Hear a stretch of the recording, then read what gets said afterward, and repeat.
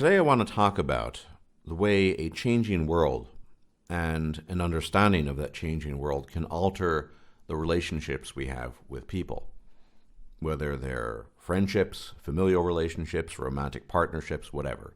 It encompasses everything. Now, the way this topic came about, and I've thought about this a great deal, as you'll find out later on this video because it's affected me too, is I was talking to somebody I know, and he was telling me how his political decisions, choices, and perhaps more accurately, the way his political views have changed and morphed over the years due to a different apprehension of reality have affected his relationships with people, his family and his friends in this particular case. Now, it's quick to point out thereupon that most people in existence have very static views of the world that remain forever unchanging. Now, this doesn't make them bad people. It merely makes them common or normal, or the delightful term normies, right? Most people, I think, go through a cycle of knowledge throughout their lives that more or less pauses or is terminated by the end of their so-called college years, university years, which is to say, they grow up, they're children, they absorb knowledge in the world, they learn things like etiquette and interacting with other people and the ABCs and basic arithmetic and all these things. And then they further develop their ideas in high school, and then they absorb new ideas at university, many of them quite bad. And after that, they enter the workforce, or they try to at least. In today's economy, it's not so much of a clear-cut issue in that regard, but they enter a new world where the filters that were giving them knowledge have largely ceased. And so the post-university world, in many ways, is a world that is the university world because it's filled with people who come from the same background of knowledge, as it were, who have certain ideas that insist that these ideas be maintained, that one have a certain reverence for these ideas, and that manifests itself in, for example, things such as political correctness, or saying the right thing, or not saying the right thing in some cases. So this is the fundamental problem when you are red-pilled, whatever red-pilled means in this context. Obviously, it has, these days, red pill has qualities of MGTOWness, referencing, male-female relationships, biology. It might be a reference to human biodiversity. It might even be a reference to monetary policy, and any or all of the above. So, essentially, dealing with blue-pilled people, normies, can make for difficult times because the evolving mind, the curious mind, not even necessarily the intelligent mind, is one that will, over the course of its lifetime, shift goalposts and take on different viewpoints. That's just an inevitability of being an intellectually curious individual. And as I said, most people's minds remain static throughout their lives.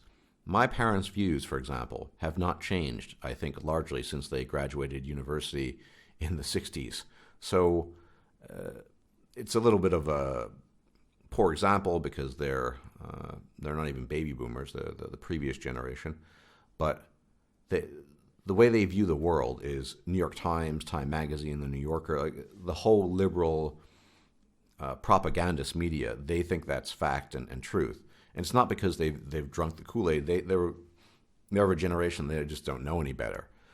And I have vastly, vastly different views from the views of my parents. It's just a fact that I'm much younger, although I am pretty old, all things considered, and I'm relatively conversant with the internet. And so, given all that, I naturally would have different views because I'm exposed to different things.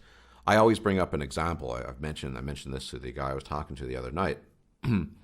I was in a hotel last year in Rome because my parents generously invited me to visit them at essentially no cost to myself, even though I don't like Rome or Italy, but whatever, I don't see them often. And I got into a conversation at the breakfast table with an Australian couple about Australian fauna. It went on for about 45 minutes because we were there that long. We were eating, sort of just relaxing, taking our time. And the look that my parents gave me, particularly my mother, throughout The conversation was one of exasperation and frustration. Why are you talking about this inane nonsense? She didn't say that, but that's pretty much what she wanted to imply with her look. And she finally sort of tried to break off the conversation by saying, stop bothering these people.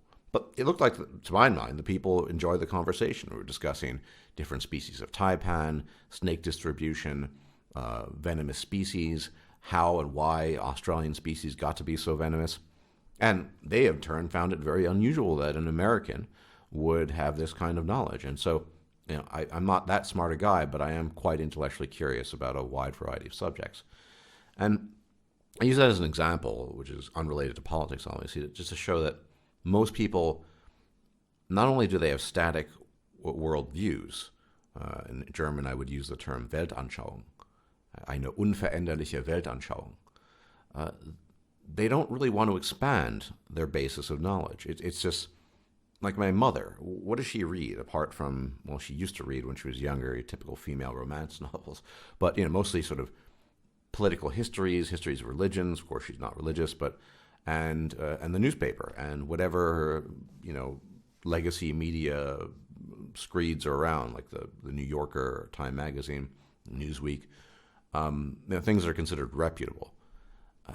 Now, these are extreme examples, the examples given related to my parents, but it happens with people of a younger generation.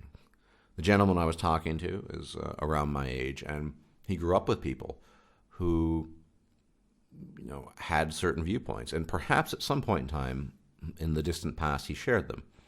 And what he had ascertained during his intercourse with these people, his friends of old, as it were, was that the basis for his friendship with these people was a friendship based merely on shared history.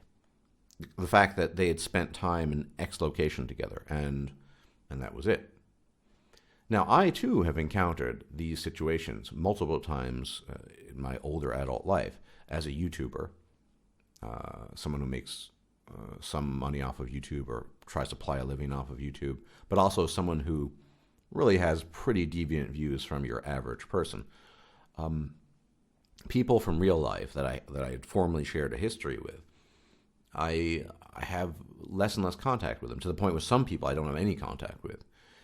And this move is not born of malice or desire to just sort of push them out of my lives, but there's no common ground anymore. The shared history was just that. It's history. It's in the past. And without ideas to unite minds, and this is particularly true of male friendship, I think, above all, there's very little common ground to keep on going, which is to say, in the case of one friend I have, I've talked about him before, he's a budget analyst in one of the states, and the thing to me is that I still consider him a friend. We don't talk often at all, but the memories I have are fond memories of driving back from university after a certain semester ended, or what together in a car, going to a diner, getting a burger with bacon or whatever, that sort of thing. And they're fond memories, but it is the past. And I think, as smart as he is, he's the kind of guy, when I think about him, who never really has further fortified his basis of knowledge, and who has never extended it.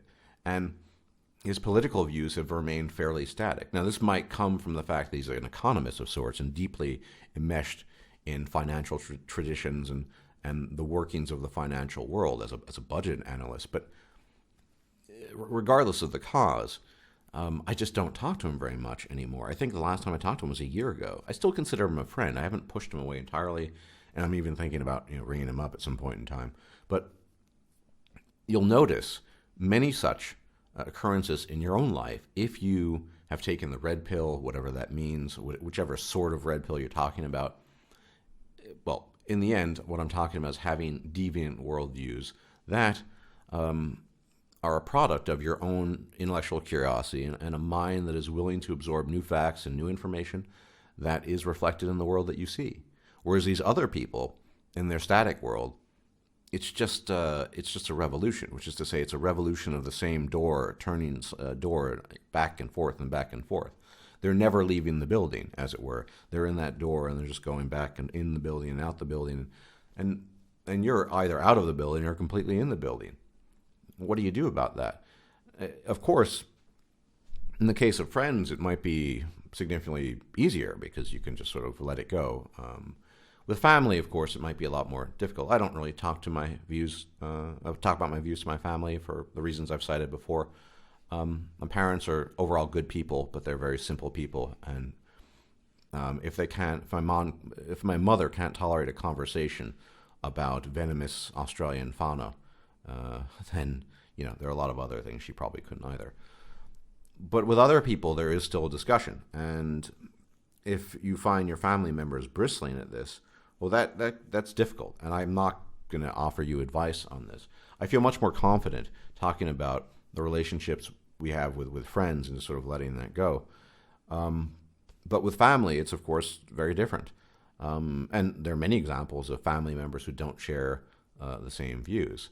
In a rare instance, I hadn't talked to my cousin in about 15 years. She lives in a different state, and she was there with her husband visiting my family. It happened like once every millennium.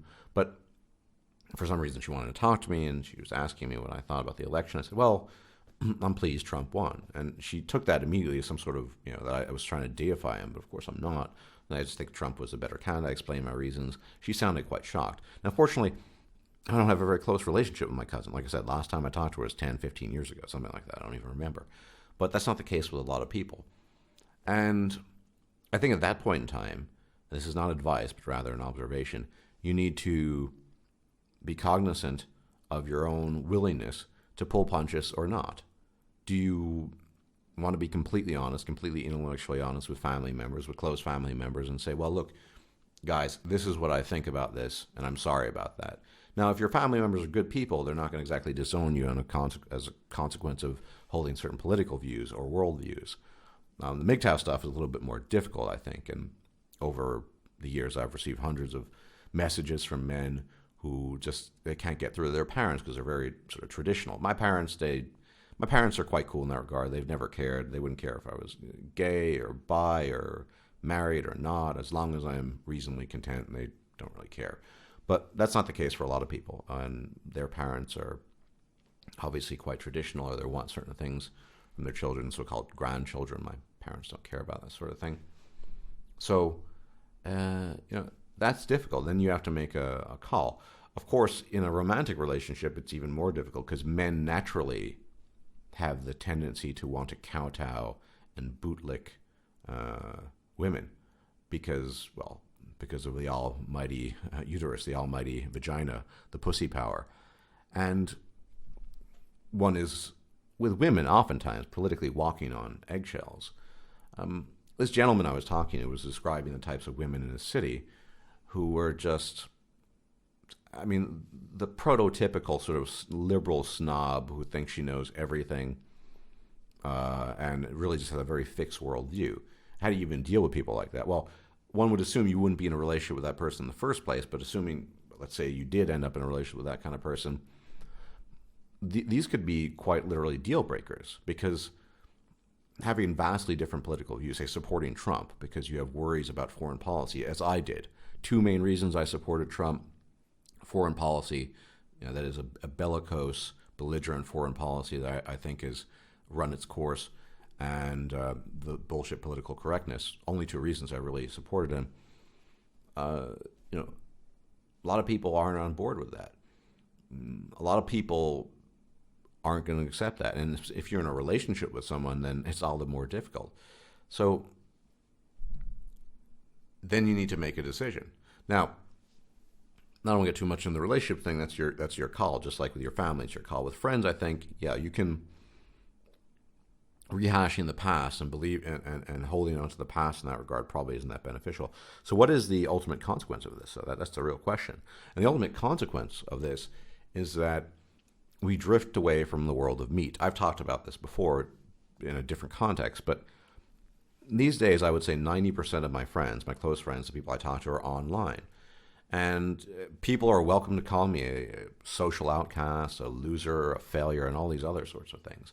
But the reality is that increasingly we find kinship and friendship online in people who share our views. And if they don't share our views precisely, and I have plenty of those people too as friends, they are intellectually curious. So maybe they've looked at the same field of trees and interpreted the trees differently, as it were. And so that's fine, but they're continually evaluating the evidence, and they're interested in further developing their worldview.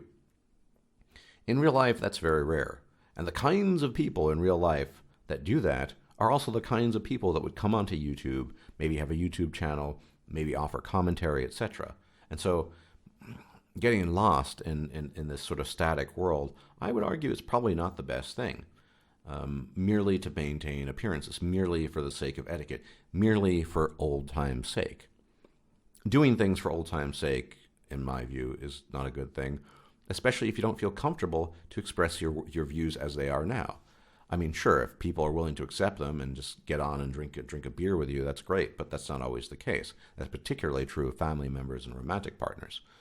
So I think increasingly we're going to see a splintering away of many people who have alternative views, deviant views, whatever you want to call them, however you want to term them, away from the meat-based reality of life, more to the internet.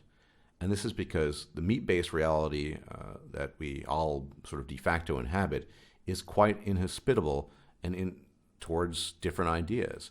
And it shows an intolerance towards anything that doesn't remain within that static realm of accepted dogma, propaganda, disinformation, largely absorbed during the university era, and it just sort of sits there and stagnates over time. This is not beneficial to individuals who are intellectually curious, who do want to push the boundaries of their own knowledge, who want to gain a new apprehension of the world. What I think now is not what I thought 5 years ago, and certainly not what I thought 10 years ago. And absolutely not what I thought 20 years ago. And yet, there are so many people out there who remain in that, well, for lack of a better term, state of intellectual infancy. And I'm not claiming that to know everything, or that I've gotten it all. No, I'm merely claiming to be open-minded and trying to understand my environment and my own position in the environment, and the position of humanity in the environment we inhabit, that is Earth, and a changing civilization. Clinging to a static image merely because that's the only thing you've known is not a good idea, in my humble opinion. And if you're of a different sort, if you're a different sort of person, you get trapped in that sort of matrix, that's you're probably not going to be terribly happy. So this has been a kind of overview of the for old time's sake maintenance of friendships, and even, I guess, in some cases, relationships with people, family, and romantic partners. Sometimes the stakes might be too high, and you just need to, I guess, keep your mouth shut and just toe the line. But it's something to consider. Maintaining things merely because it's the past, well, that probably isn't the way forward. Not for you as an individual, at least. That's all I have to say on this subject for now. There will be likely more to come, assuming I don't drop dead in the next minute or in the next few days. So you take care. And as always, may the chosen gods watch over you. Whichever chosen gods might be your chosen. You take care, and bye-bye. If you liked this video, please like, share, and subscribe.